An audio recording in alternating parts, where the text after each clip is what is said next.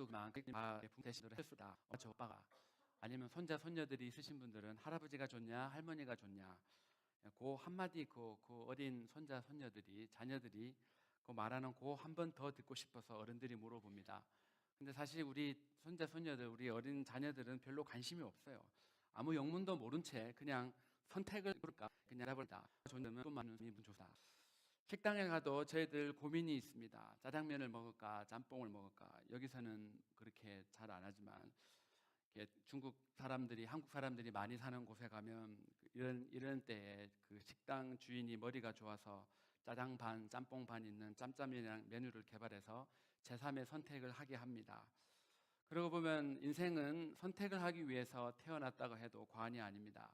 이 자리에 예배 드리는 사람은 또 이의 선택 때문에 이 자리에 다 앉아 계십니다. 때로는 저희들 내가 어떤 것을 선택을 하기도 하지만 또한 우리가 선택을 당하기도 합니다.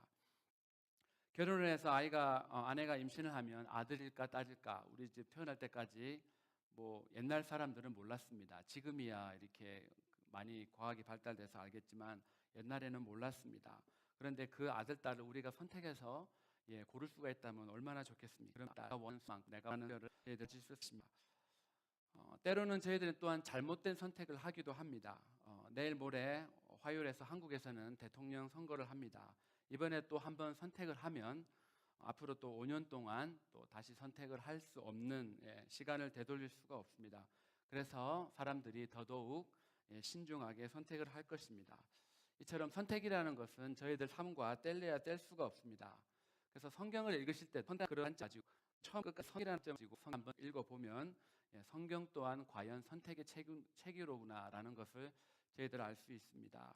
하나님께서 사람을 만드시고 난 후에 제일 먼저 주신 계명이 있습니다. 너희들 이 동산에 있는 모든 과일들은 다 먹어도 되는데 저 선악을 알게 하는 그런 과일의 열매를, 나무의 열매는 먹지 마라라고 이야기했습니다. 그것을 먹으면 죽는다였습니다. 다른 말로 하면 그 나무의 선악과 끼는 나는 죽는다는 겁니다. 아브라함이 고향을 떠나라고 명하셨습니다. 아브라함이 고향을 떠날 수도 있고 아니면 그대로 머무를 수가 있습니다. 아브라함은 하나님이 주신 약속을 붙잡고 떠나는 쪽을 선택하였습니다. 100살에 얻은 아들 이삭이 있습니다. 그 이삭이 좀 자랐습니다. 자라서 어느 날 하나님이 또 아브라함에게 나타나서 요구를 하십니다. 그 아이를 번제로 드려라.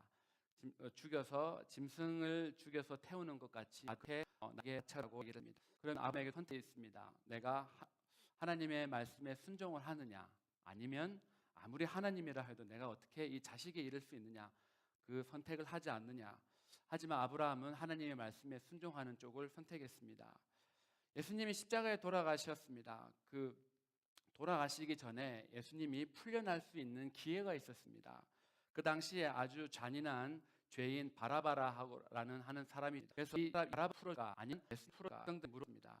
그때 대부분의 사람들이 예수님을 선택하지 않고 바라바라는 아주 잔인한 죄인을 선택해서 그가 풀려나고 예수님이 십자가에 못 박혀 돌아가셨습니다. 또한 성경 중 모든 사람들이 대부분 다 외우고 있는 요한복음 3장 16절이 있습니다. 하나님이 세상을 이처럼 사랑하사 독생자를 주셨으니 이를 저를 믿는 자마다, 예수 그리스도를 선택하는 자마다 옳습니다. 저희는 합니다. 대부분 선택을 하면서 저희들은 습관적으로 저희들이 선택을 합니다. 왜냐 그러면 이때까지 이렇게 해왔으니까, 그것이 우리 몸에 익숙하니까 여전히 내일도 오늘과 비슷한 선택을 하게 됩니다. 반대로 저희들 정말로 내가 하고 싶은 선택이 있는데 내 진심은 이것을 선택하고 싶은데 때로는 내가 지금 처한 현실 때문에, 내 현실 때문에 나의 진심과 다른 선택을 하라이다. 베드로가 사람입니다. 베드로 10명 중에 리더였고 성경에 나오는 그런 제자들 중에 또한 성경에 나오는 기록을 봐도 다른 사람들이 경험하지 못한 그런 기적들을 많이 경험한 사람입니다. 하지만 이 베드로의 삶을 보면 가장 치명적이고 또한 옥의 티같이 남에게 드러내고 싶지 않은 그런 선택을 한 것이 있습니다. 예수님이 잡히시던 날 밤에 예수님을 3번 부인하고, 어떻게 사람이 예수님을 부인하고 저주까지 하는 그런 삶을 살 수가 있느냐라고 사람들 질문할 수 있지만 베드로도 저희들과 똑같은 사람입니다. 완벽한 사람은 아닙니다.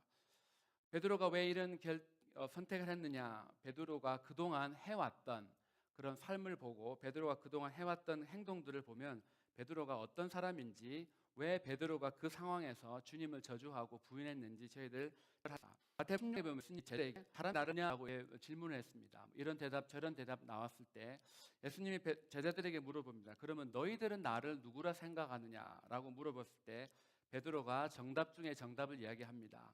주는 그리스도시고 살아계신 하나님의 아들입니다.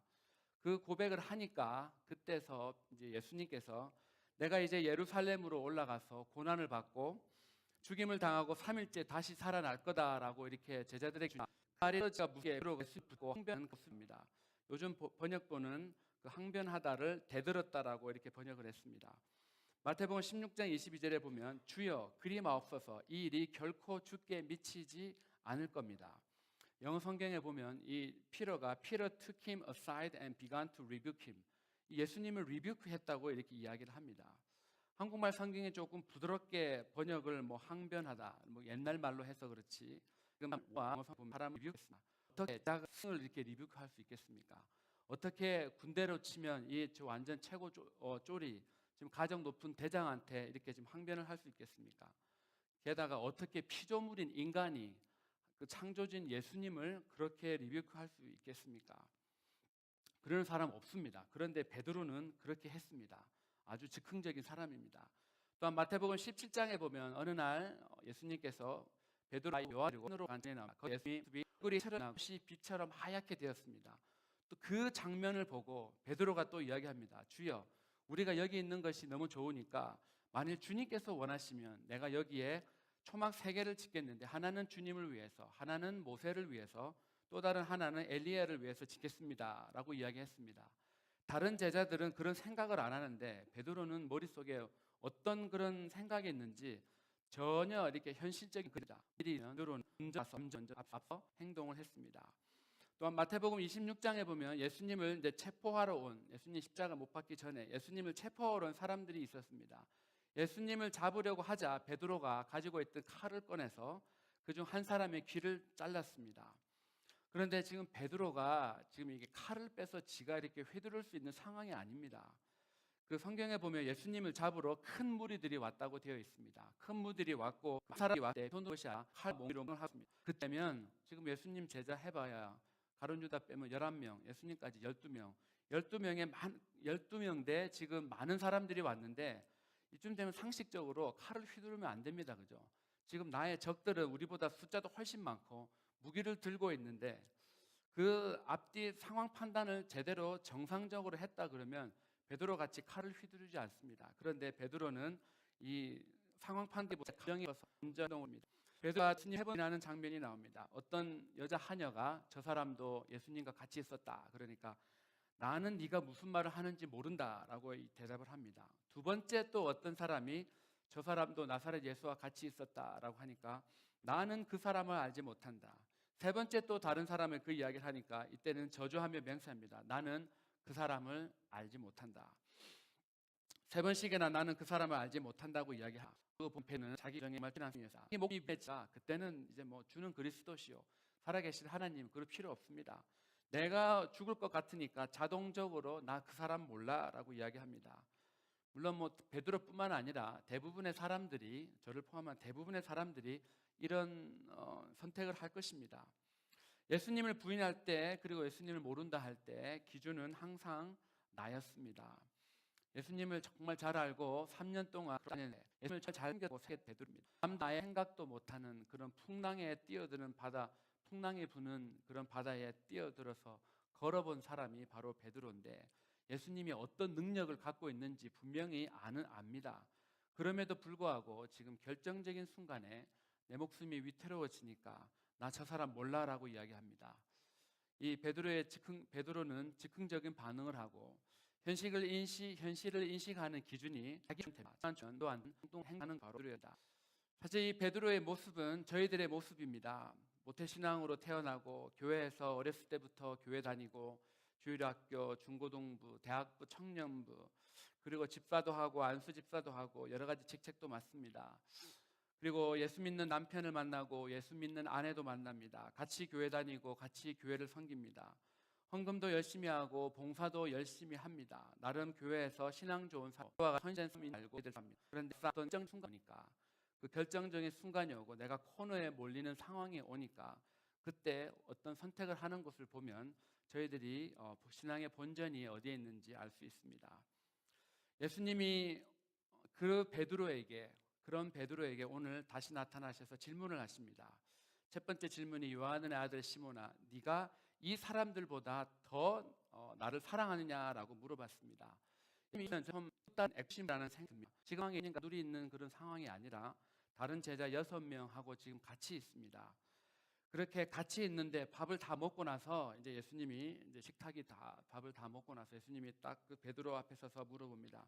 네가 이 다른 제자들 6명보다 나를 더 사랑하느냐?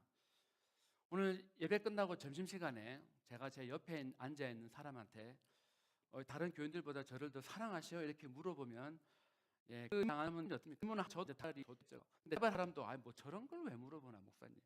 뭐 나한테 대한 그런 확신이 없나? 뭐 내가 자기를 어떻게 생각하는지 모르나? 아니 물어보려면 그냥 단둘이 있을 때 물어보지 왜 이게 밥 먹고 있는데 좀 여러 사람 앞에서 물어보나? 왜 주님이 6명의 다른 제자가 있는데 이런 질문을 해서 예수님의 선택, 그 베드로의 선택을 요구를 했겠습니까? 예수님이 겟세마네에서 동산에서 기도를 열심히 하시기를 오늘 너희 다 나 버리다. 그런데 나는 다시 살아나서 너희들보다 먼저 갈릴리에 가 있을 거다라고 말씀하셨습니다. 그때 마태복음 26장 33절에 보시면 베드로가 이런 말합니다. 모두 주를 버릴지라도 나는 결코 주님을 버리지 않겠습니다. 지금 이 상황도 예수님하고 단둘이 있을 때 한 말이 아니라 나머지 지금 가룟 유다를 빼고 나머지 10명의 제자들이 다 같이 있는 그 상황. 예수 버리되 나는 버려. 자기 얼마나 지가 잘난지 모릅니다. 지금 자기 친구들이고 어렸을 때부터 아는 사이입니다. 3년 동안 같이 예수님을 따라다녔는데 그 바로 옆에 있는데 얼마나 옆에 있는 사람 무한하겠어요. 쟤들요 예수님 버릴 애들이에요. 얘도 그렇고 얘도 그렇고 나는 근데 예수님 안 버립니다. 나는 쟤들하고 달라요. 나는 끝까지 주님 곁에 붙어 있을 겁니다. 이렇게 막 사나이답게 12명의 리더답게 큰 소리를 치를 수 없습니다. 큰 사람은 하는 예수님을 저주까지 했습니다. 이런 상황을 예수님 다 알고 계시기에 그 베드로를 회복시켜 주시기 위해서 이번에는 베드로가 올바른 선택을 할 수 있도록 기회를 주시려고 똑같은 그런 상황을 만들어 놓고 질문을 하십니다. 첫 번째 질문이 네가 나를 사랑하느냐? 한국말로는 사랑 다 똑같지만 원어에는 일방적이고 헌신적인 사랑을 단어입니다. 다른 현명보다 나를 헌신적으로 사랑할 수 있냐라고 이렇게 물어봅니다. 그때 베드로의 대답은 필레오, 친구 간의 사랑, 우정이라는 우정을 나타낼 때 쓰는 그 단어를 사용을 했습니다. 아니요, 저는 그렇게 헌신적으로 주님을 사랑할 수 없습니다. 그냥 사랑을 하는데 친구, 예수님은 나의 모르긴 해도 가장 친한 친구입니다. 베스트 프렌드로는 제가 사랑할 수 있습니다. 두 번째 질문에서는 이 다른 그냥 네가 나를 사랑하냐 물어봤습니다. 두 번째 대답도 헌신적인 대답을 못했습니다. 나는 주님을 친구로서 사랑할 수 있습니다. 그러면 이제 예수님께서는 세 번째, 그러면 네가 나를 친구로 사랑할 수 있니? 라고 물어보니까 똑같이 대답을 했습니다. 이 상황을 지금 보면 며칠 사이에 베드로가 좀 사람이 바뀐 듯한 그런 느낌이 들지 않습니까? 며칠 전만 해도 감정대로 말하던 큰로 하던 사람입니다.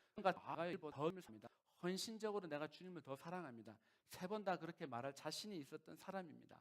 또 당연히 그렇게 했을 법한데 지금 아주 짧은 시간에 베드로는 본인이 예수님이 원하시는 그 헌신적인 사랑을 할 수 없는 사람이라는 것을 알았다.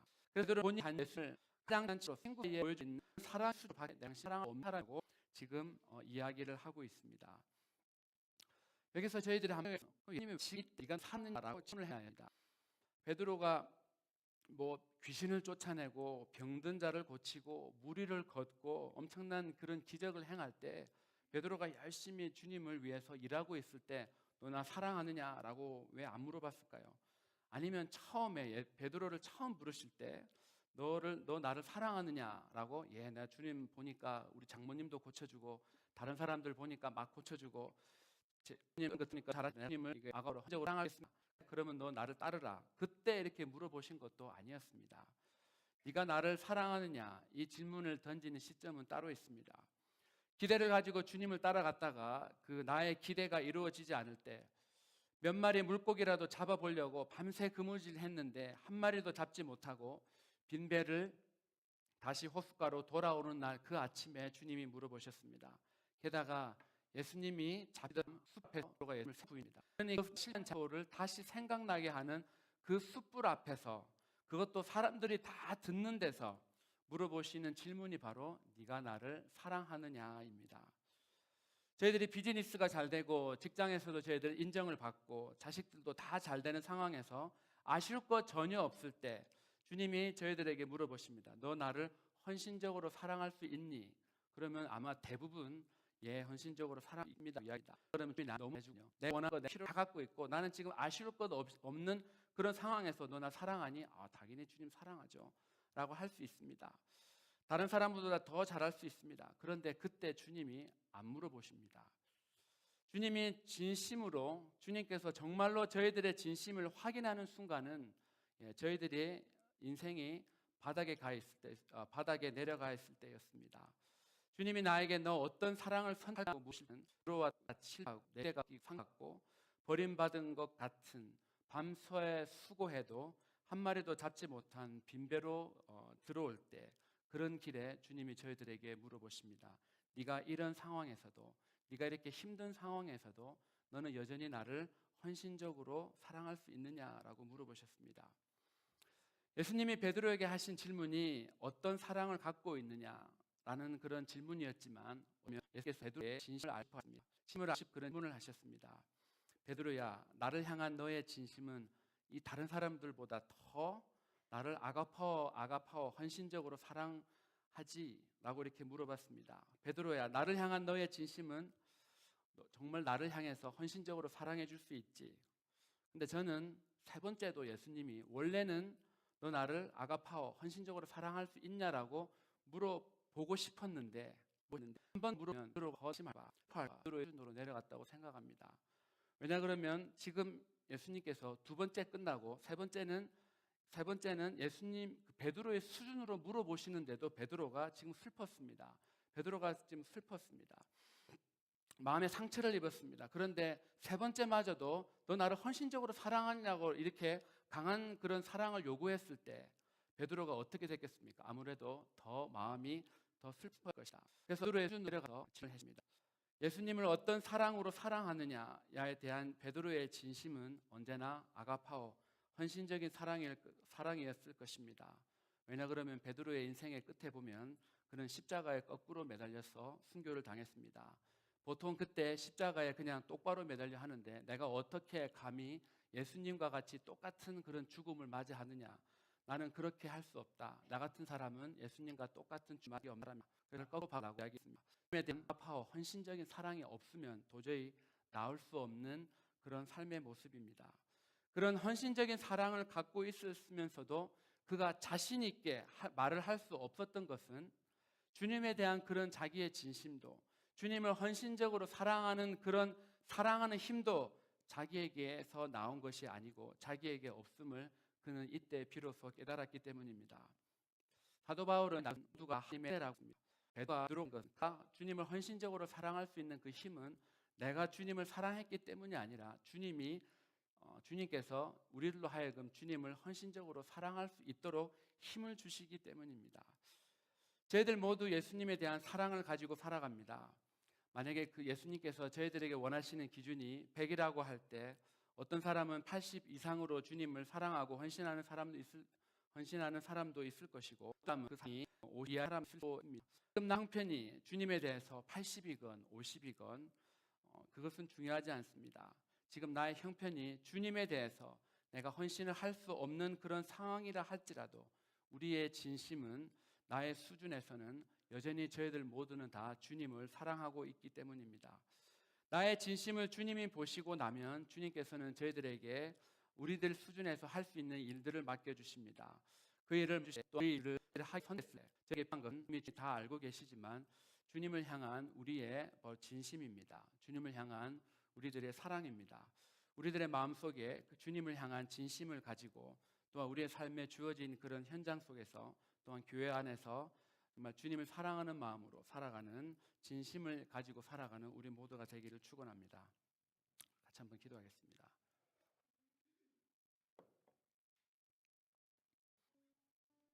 기도해.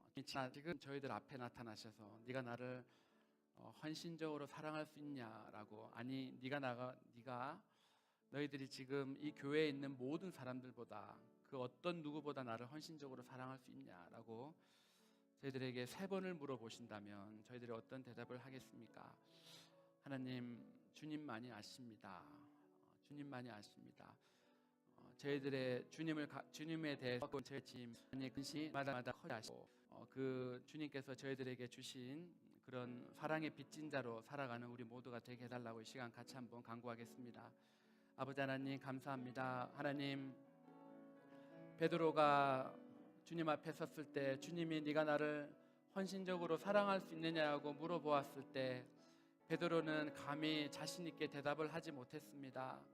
그동안의 삶 가운데 자기가 잘하는 선고, 자기가 하나님을 따라하는데 알고 보니까 자기에게는 하나님을 사랑하는, 하나님을 따라갈 수 있는 능력이 자기에게 없었음을 봅니다. 하나님, 저희들도 내가 잘나서 주님을 섬긴다고 하지만 그것이 나의 능력이 아니고 나의 경험도 아니고 나의 신앙 배경도 아님을 이 시간 고백합니다. 하나님께서 저희들에게 주님을 섬길 수 있도록 은혜 베풀어 주지 아니하시면 그 어떤 사람도 주님 섬길 없으시갈 하나님 삶 떠가니 할도 삶의 끊임